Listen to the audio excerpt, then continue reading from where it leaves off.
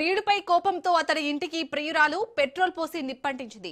గుంటూరు జిల్లాలో ఈ ఘటన చోటు చేసుకుంది. ప్రియుడి భార్య, కుమారుడు, తల్లి ఇంట్లోనే ఉన్నారు.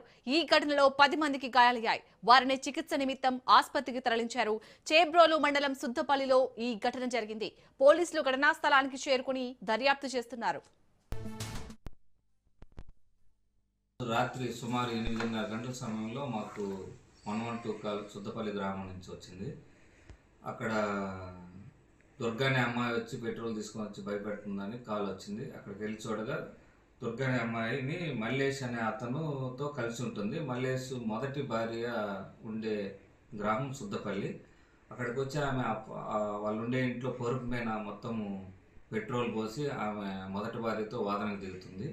ఈ గ్రామంలో గ్రామస్తులు కూడా ఒక 7-8 మంది వచ్చి సర్ది చెప్పడానికి ప్రయత్నించారు. ఈ గ్రామంలో ఆమె లైటర్ తోటి ఆ పరుపు మీద నిప్పంటించడం వల్ల దుర్గాకి, ఆ మల్లేష్ అనే మొదటి భార్యకి, వాళ్ళ పిల్లవాడికి, గ్రామస్తులకు కూడా ఒక 6 మందికి, మొత్తం 9 మందికి గాయాలైనవి.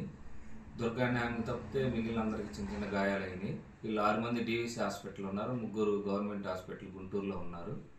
అందరూ ట్రీట్మెంట్ పొందుతున్నారు. కేసు నమోదు చేసాం. మిగిలిన విషయాలు దర్యాప్తులో తేలాలి.